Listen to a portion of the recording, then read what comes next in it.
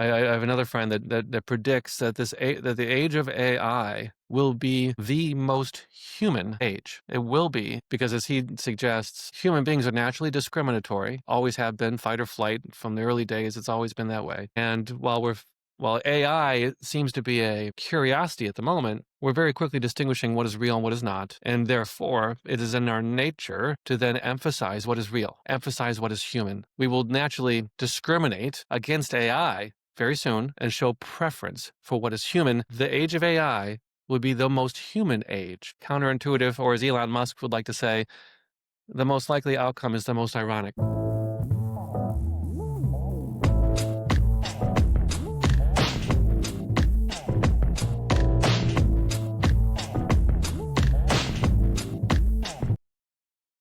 All right, guys, welcome to the Winner Circle podcast. I'm your host. Today, I'm excited to have you join us for a powerful and much needed conversation titled Wellness as a Business Strategy. A great man, that's why I'm suited up, to meet a great man like him. And I also enjoy his distinct style with his hat, lovely hat, different colors. I'm sure, this is his design behind me right there, his Oh, yes. style. Yes. Not just only that, Bernard Youngblood is an advocate for workplace wellness, which is very, very important that we often overlook. He's also an advocate for organizational culture and also sustainable performance. Mm-hmm. His work sits at the intersection of leadership, well-being, and productivity. That means he does help companies understand that when people thrive, business thrive, which is just a full stop. All right? People thrive, business thrive. And he has years of experience guiding teams, coaching leaders, and designing well-being frameworks for organization. He has become a voice reminding us that employees' health isn't a soft concept. It's a strategic advantage. And, like what he believes in, that means his mission is simple yet transformative: to help organizations build culture where well-being fuels performance, and also well-being fuels engagement and long-term growth. So in today's conversation, Bernard will unpack why wellness is no longer optional in the modern workplace, and how stress and burnout, I talked about this a lot, how stress and burnout silently cause companies, and why leaders must put people first if they want to stronger teams and better results. And we're also going to dive into the mindset shifts that leaders need to take a hold of, and also practical steps organization can take today, and how holistic wellness can unlock resilience and high performance and at every level. So I want you to join us as we explore how taking care of your people is the smartest business strategy any leader can embrace. So let's dive in. Hello, Bernard. How are you doing today? Well, Dr. Adewole, as I'm going to refer to you now, I'm getting nervous because now I've got to live up to that introduction. I'm going to get the transcript so I can excerpt that transcript and post that on my LinkedIn profile. You're better than ChatGPT. But that's the truth. That's the power your word. I know you're a very simple person, but what you're doing is great. Oh, I appreciate it. What you're doing is powerful. Very kind words. And okay, please go ahead. Part of our mission is to cast a spotlight on this issue because, as the expression goes, we are not okay. And I can make that statement because everyone knows it's true. We are not okay. We are stressed out. We are anxious. We're depressed. We feel that we're overweight. We're tired. The health challenges go without saying. We are not okay. And if that's the case, how can we be expected to perform? How can we be expected to perform at our best? What it really all boils down to, and speaking in a business context, it's productivity. We're not operating at our best. We're a long sight from that. And part of our mission is to raise awareness. If you're in it, you don't necessarily see it, but we're here to point it out. We are not okay. We are not okay. Straight to the point. Yes. So your work around workplace wellness is very incredible. I've commented that Often and often. And it's also very impactful. All right. What inspired you to step into this space? Because there's something that actually brought you into that space.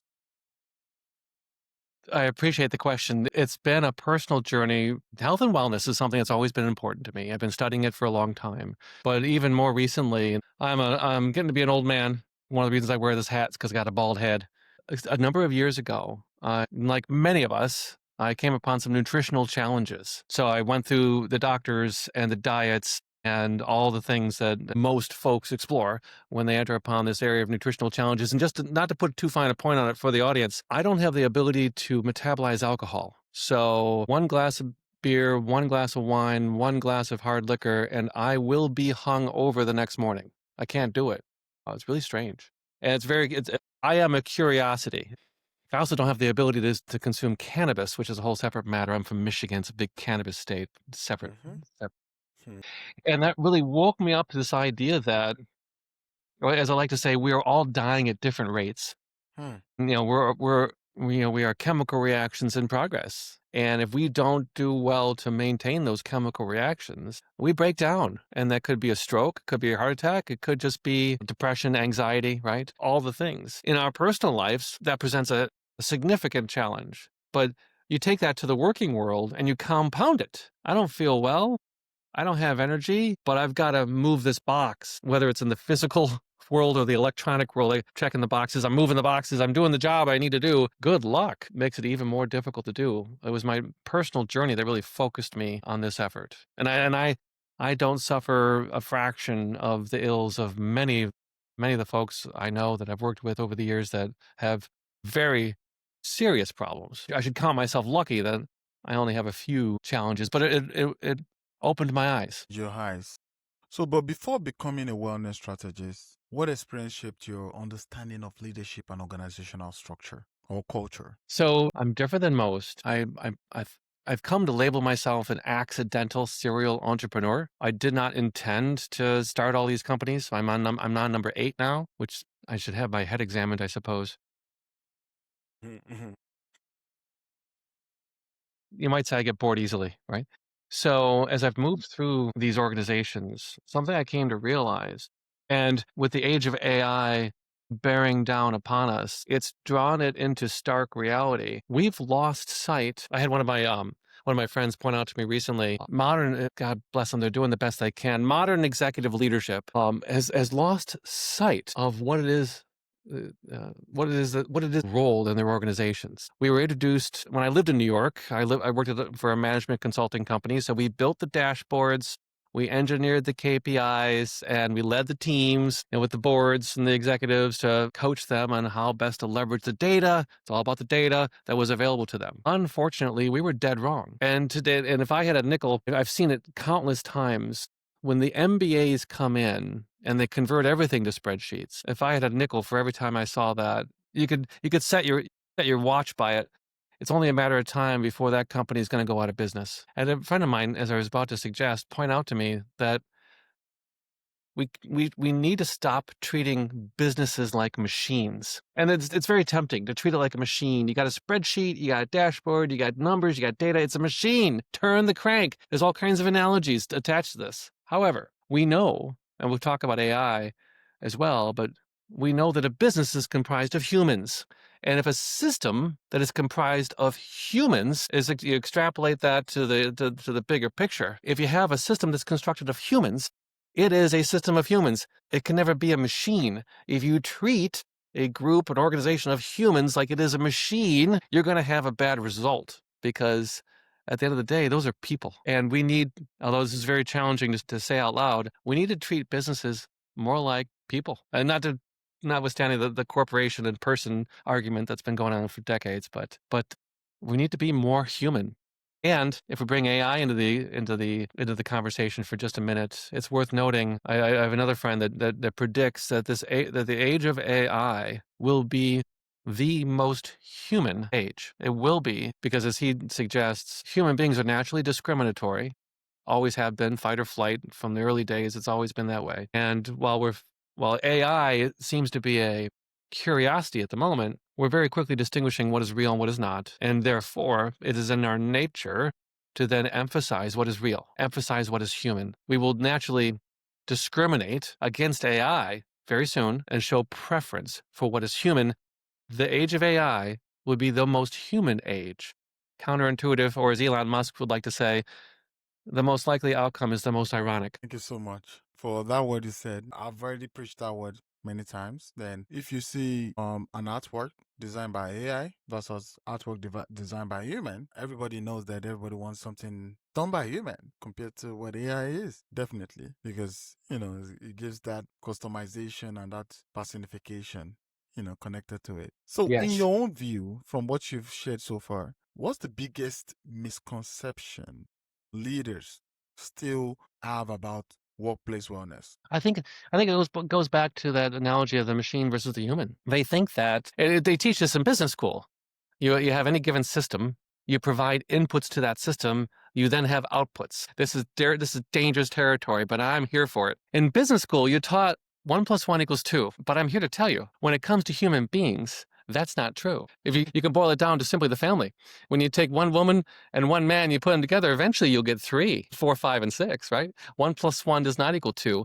And what they're missing is the creative, the innovative, the gifts, right? If you put 2 generic human beings in a room, right, they're going to, of course, produce X amount of output. But if you put Steve Jobs and Albert Einstein in the room, they're going to produce Y output. And somewhere in between is the answer. The answer is not 1 + 1 = 2. The answer is 1 + 1 = amazing when you have the right inputs, right?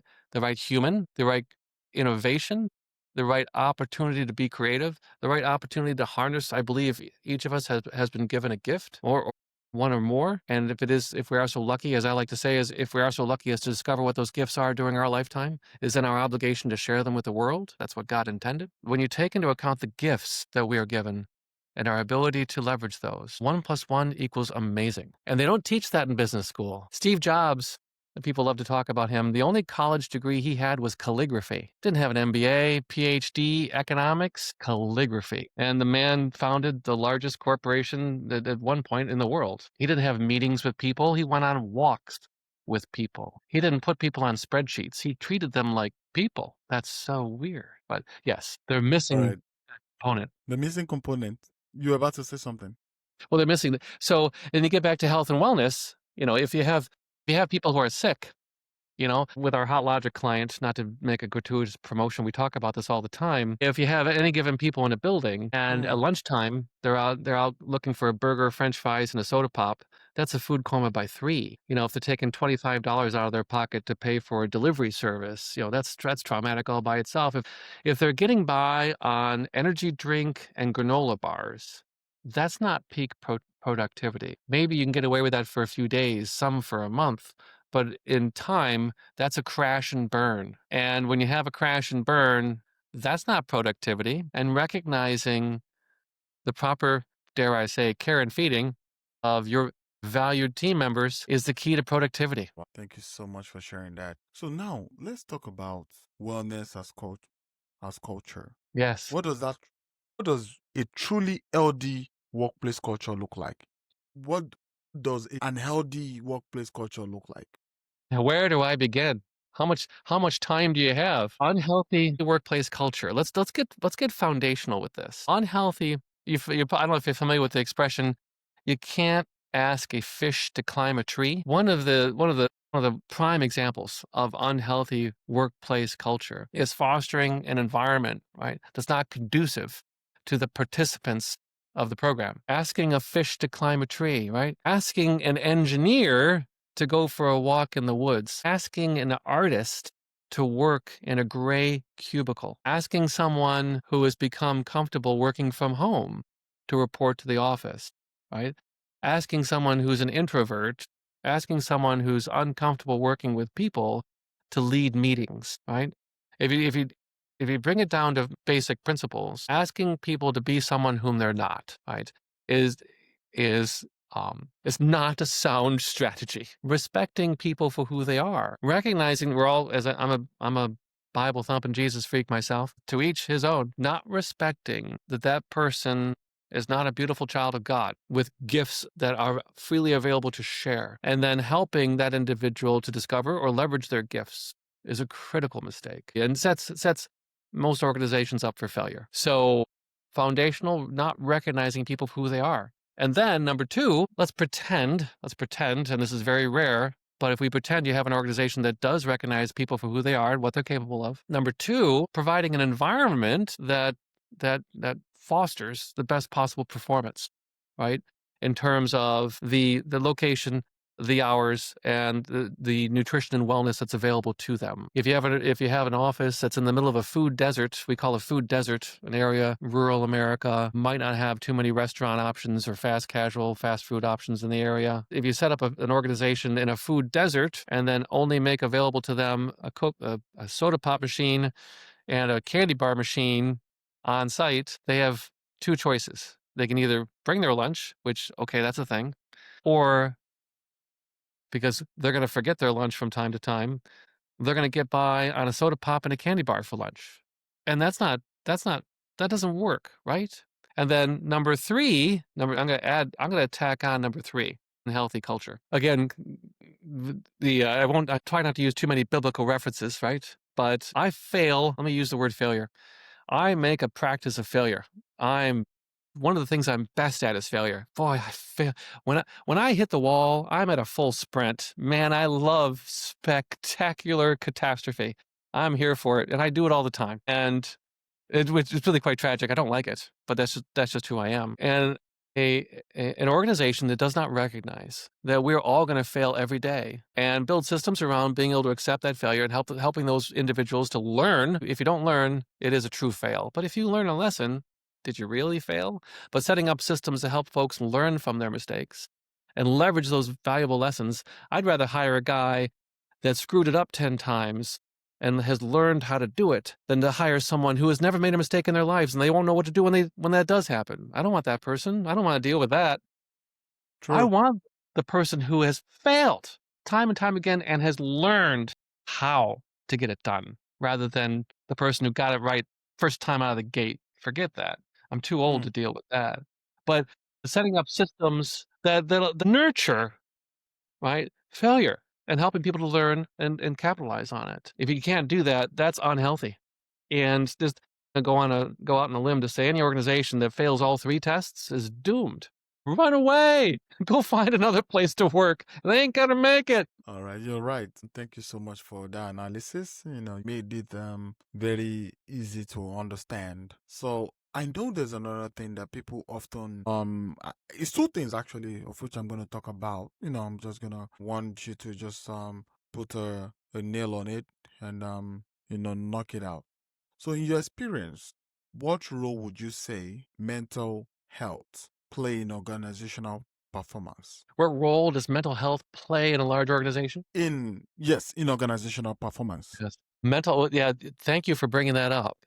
We have not really fully explored mental health because mental health is a thing. The physical health, right? Physical health, mental health, spiritual health, right? All three. Mental health, and as we alluded to earlier, right now, anxiety, all-time high, depression, all-time high, dare I say, suicide for many age groups, all-time high. This is a thing. Did I mention we're not okay? So mental health, I'm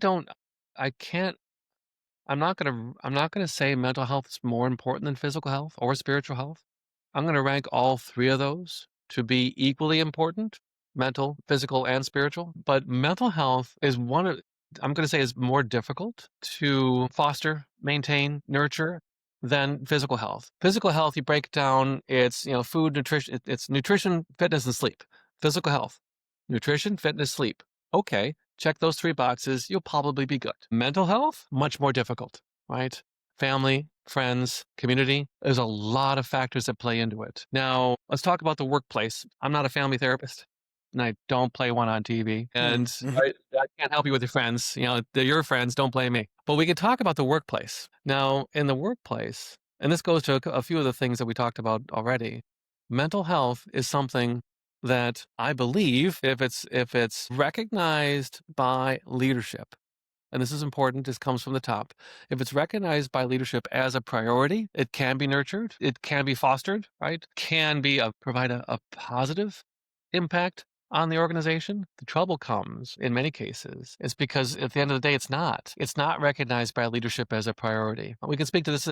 It's the same issue for culture. When you find that your board, your CEO, your executive team does not prioritize mental health, we're going to find that it breaks down and it becomes a counterproductive force in the organization. This is people who are phoning it in, right? People are doing just the bare minimum to get by. People who are unplugged. There's a million ways to, in China, the expression was lie flat, right?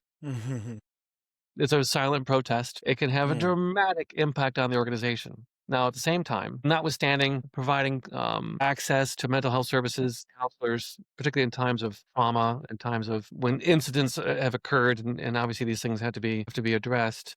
Outside of the more extreme cases, I'm going to suggest that mental health is probably one of the easier. This might sound counterintuitive, but probably one of the more easier issues to address. The physical health, of course, there's real cost to that. Spiritual health is an area that's difficult for organizations to wander. They're difficult for organizations to speak to those issues, but mental health, very clearly an issue, very clearly needs to be addressed. How do we address it? You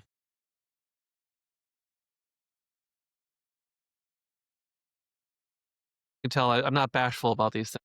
Wander right into it. The answer, as I like to use, I've used this before, is love. Now, inside of a business, you're not supposed to talk about love. Let's translate that to kindness, okay? But when I say kindness, I mean love, just so you know. Okay. But in a business, you probably can't use the word love, but you can use the word kindness. And there's a television series that explained this very well. It came out recently. It's the story of Jesus. It's the Chosen television series, and it won't surprise you to have. I don't know, have you seen the Chosen television series? No, I've not seen that. So I highly recommend. I think I've seen on Netflix. I guess It's available on a number of channels. It's a fairly new television series that talks about the story of Jesus, and it's a common biblical story that a lot of folks are familiar with. Simon Peter felt that he was wronged by Matthew over time, and had a very difficult time with this idea that he should forgive him. Matthew had not asked for forgiveness. Simon Peter was challenged by Jesus to forgive Matthew, and he did not understand why he had to. But of course, he's going to do what Jesus asks him to do. So out of the blue, Simon Peter forgives Matthew and shocks the heck out of him, shocks the heck out of Matthew, shocks the heck out of all the apostles. And that one action created a ripple effect. So let's quickly touch on the word. You've really highlighted so much on the word mental health, and I really appreciate that. So I want you to also put a nail on the word burnout, because burnout is at an all-time high. Yes. So what are the biggest drivers you are seeing inside organizations when it comes to burnout? So I do not have a doctorate, but I certainly love to speak about these issues, and I'm happy to do so. So in my opinion, mental burnout is, of course, presented today as a problem in the area of mental health. However, inside organizations, I'm going to suggest that most of the cause of burnout is actually physical manifestations. For some time here in the U.S., we have deprioritized sleep. It's a cliche to say plenty of time to sleep when you're dead. And sleep is important. Sleep is actually more important than food. If you go without sleep, you will actually drop dead sooner if you starve your body of sleep than if you starve your body of food. Sleep will kill you fast. The absence of sleep will kill you faster than the absence of food. So sleep is important. Obviously, overworked, overstressed, right? It eats away at our sleep habits. And sleep is a gift. Sleep is not assured. It's not guaranteed. It's a gift. Enjoy it while you have it. I have friends who have lost it. And then, of course, fitness, important as well. If we're not getting proper exercise, right? That has a mental toll. And nutrition. If we eat crap, most of the food in the American diet is not actually food. It's chemically processed, highly processed, genetically modified. It's not food. Our bodies, depending on which God you pray to, we've subsisted on a diet of meat and plants and grains for thousands upon thousands of years, 3,000 or 30,000 years, take your pick. And all of a sudden, in the past 100 years, we've introduced 10,000 plus chemicals into our bodies, the chemicals that our bodies were never intended to be able to digest. And so we've denied our bodies proper nutrition. We've denied our bodies proper fitness. We've denied our bodies proper sleep. And people still wonder where Alzheimer's come from. Duh. Anyway, so all this leads, in my estimation, to burnout. If you don't give try pouring a gallon of molasses into the fuel tank of your car and tell me how well it runs. But that's what we do every day. We don't feed our bodies the fuel it needs. We feed our bodies the food that tastes good.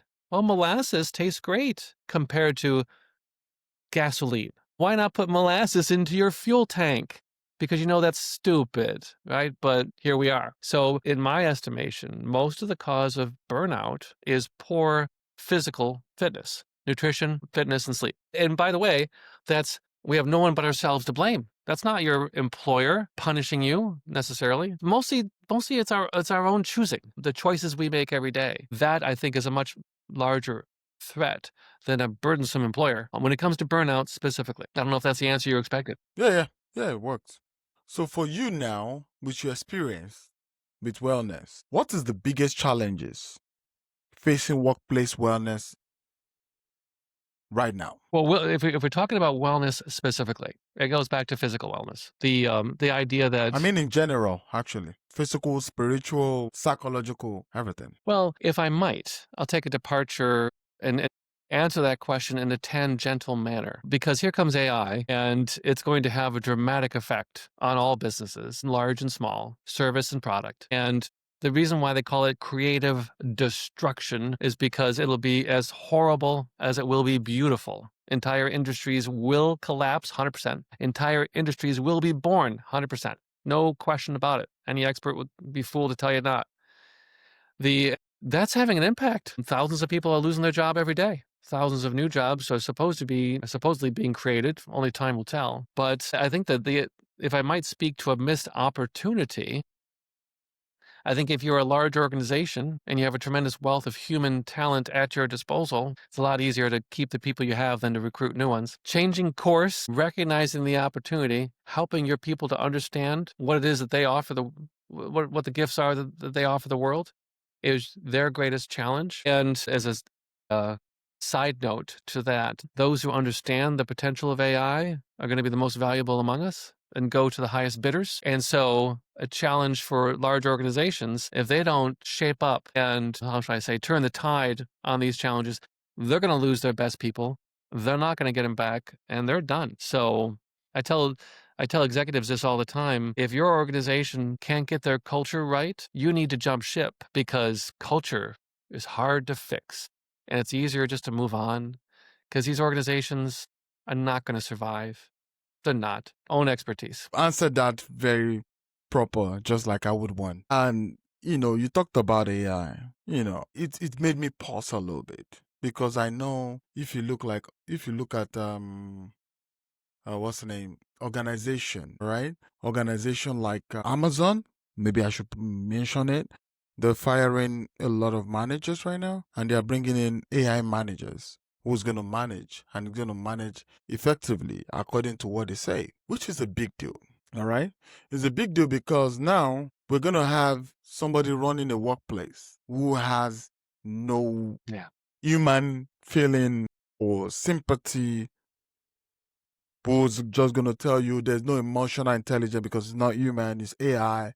It's named maybe John or Jessica or whoever the name they would name it, and they're going to specify the task it's going to carry out. So it's not going to be like considerate. Oh, if you say I'm sick and I need to, it's going to calculate and say, why should you be sick? The last time you took leave was 4 days ago. I don't think, it's not going to be humanly who can be emotional, who has that emotional intelligence to be able to deal with you. It's just going to be artificial intelligence according to what was actually stored on it. Yes. Which is a great thing for concern. So should leaders be cautious about over-relying on such tools instead of human connections? Yes, you hit the nail right on the head. this is going to be a huge issue.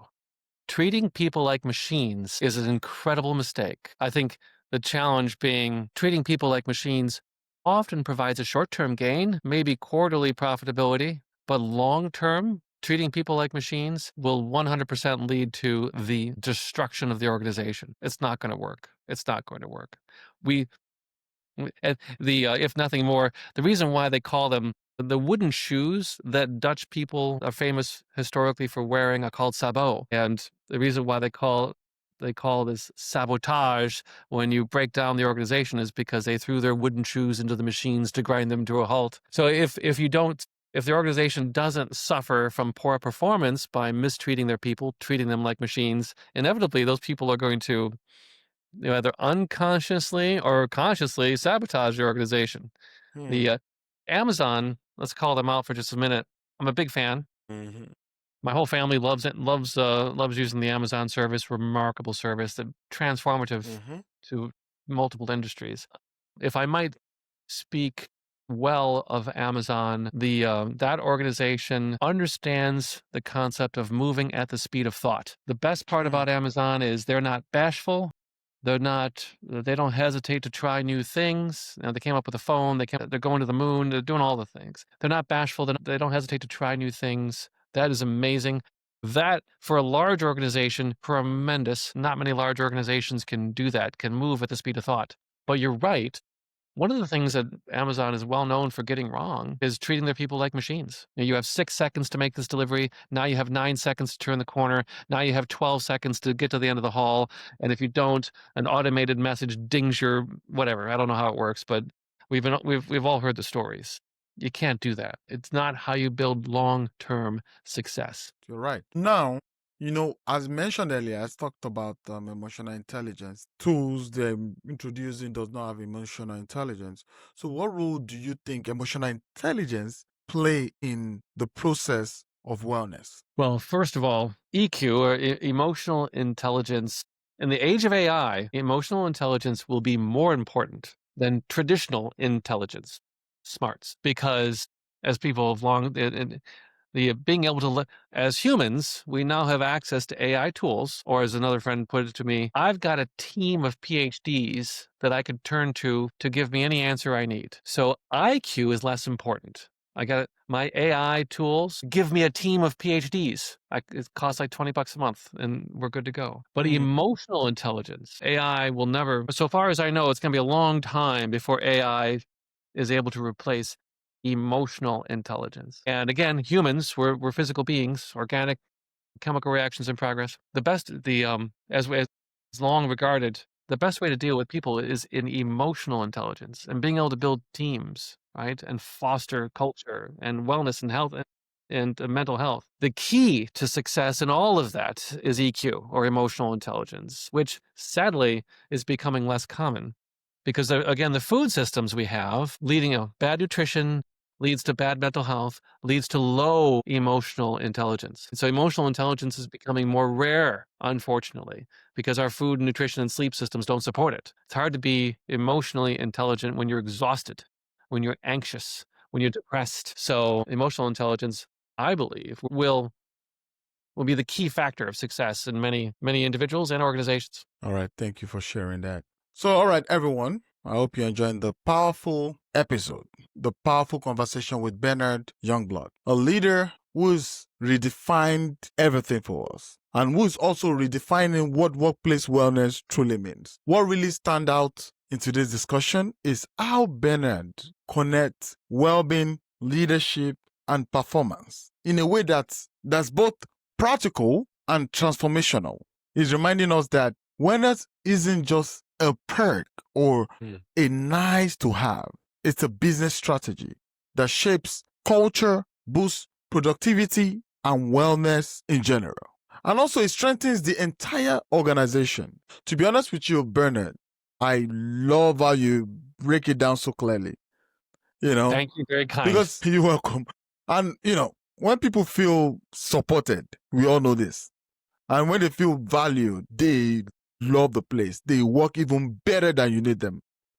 1 + 1 = amazing. Yeah. They just don't work better. They live better. Yes. And when companies understand this particular information, everything changes. Yes. Morale improves, collaboration improves, retention rate itself improves, results improves. But I know for many listeners, building a healthy culture can still feel a little bit overwhelming, especially most of our listeners are business owners and leaders. They might feel like building an healthy culture is unrealistic because, different people putting them together, things might be unhealthy a little bit, especially in a fast-paced environment, even looking at New York City itself. The New York Minute. So let me ask you, yes, of course. But let me ask you these questions. For leaders who want to prioritize wellness, but they feel a little bit stuck, maybe due to, let's say, budget constraints, maybe time pressures, or even old workplace norms, status quo, what's the first meaningful step they can take right now to begin transforming their culture? Is this a question for me or for our audience? For you, please. I think what is I'm a big fan of Undercover Boss. This is the TV show where the boss actually takes a job working on the front line.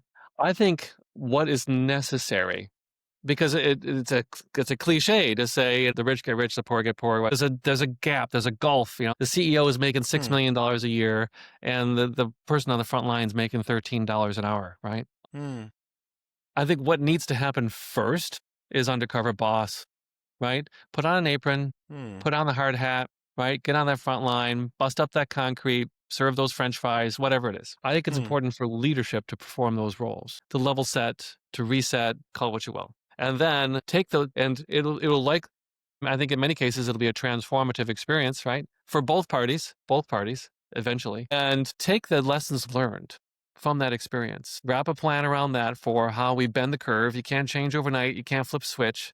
It's going to take time to make these changes. Present that to your board, right? If I'm talking to the executives, present that to the board. This is the problem. This is why I see the solution. This is the time, the money it's going to take to fix it. And wait for it, as I alluded to earlier. Because CEOs have bosses and boards have bosses. They report to the shareholders. Okay. So if the board approves the plan, problem, solution, time, money. If the board approves the plan, God bless, you're a fortunate person.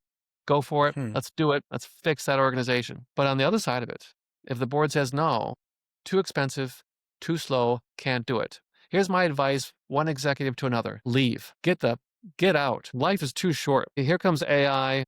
The world has never moved faster, and the pace of our change is accelerating. There is another organization that will certainly value your skill sets more than that organization. If you discover that the senior leadership of a company is not only unable but unwilling to bend the curve of the problems that they so clearly identify, get out. Because your scarce resource, the beauty that you're bringing into the world, your scarce resources needs to be allocated to the team that values it most. That is the capitalist model. Get out. Unfortunately, many of these organizations cannot be saved. Sears was once the largest catalog company in the world. It's gone. Blockbuster was the largest video company in the world. It's gone. Kmart was the largest retailer in the world. It's gone. This is all stocks. All stocks eventually go to zero. Facts. Okay? That's fine. That's what we do. That's the wonder and the horror of the capitalist model. Take responsibility for it. All right. So one word you said leave. Yes. Leave. Yes. That's a toxic environment for you. That means there's no growth for you for them. So now you can't save them. You can't save them. So for those ones that decide to stay, I mean the employees, what's one small step they can take today to advocate for their own well-being? Well, you're talking about employees specifically or the leadership? I'm talking about even the leadership that feels like what I want to stay and advocate. There's any number, right? Any number of steps that they can take, right? Whether it's recognizing, go back to our foundational principles. And this is something that as we prepare for the age of AI, I think is going to be very important. So they make personality tests that people take to figure out, okay, who's the introvert, who's the extrovert, and all the various categories in between that. I believe that in order to be successful in the age of AI, those organizations that have human capital, right, in place need to take a very serious assessment of the talents, of the gifts and the talents of the human capital they currently have, and then do a Hmm. very careful study of right people in the right seat, wrong people out of that seat, wrong people off the bus, so to speak, as management process dictates. Do a very careful assessment of who do we have doing what jobs, because as AI bears down upon us, it's going to stress these systems out significantly. And this is not if you have an HR team, this is not a large cost implementation. A lot of organizations do this. And then from that point, something to keep in mind for Here Comes AI, small teams win. As the expression goes, never underestimate the power of a small team to change the world. It's the only thing that's the only thing that ever has. And there's a reason why it's a cliche, because it works. Recognizing that small teams win. And even in a large organization, you can form small teams. Again, not a big cost, right? Small teams.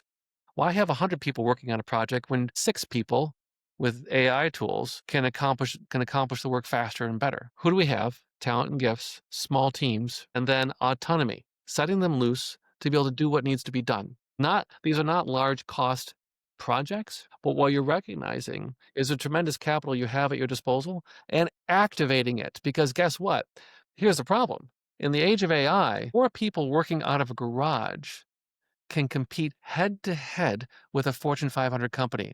Actually, 4 people working out of a garage with AI tools can go head to head with a Fortune 500 company. So guess what? Flip it around. At a Fortune 500 company, who are you competing against? You're not competing against other Fortune 500 companies. You're competing against those 4 people in their garage. Okay, fine. Small teams, right? Why put 100 people on a project to compete with 4 when you can pick your own team of 4 people to compete, right? Recognizing small teams is where AI is headed. These aren't large cost initiatives, and something that any organization with sufficient motivation can do today. Wow, today's episode is one of the best episodes.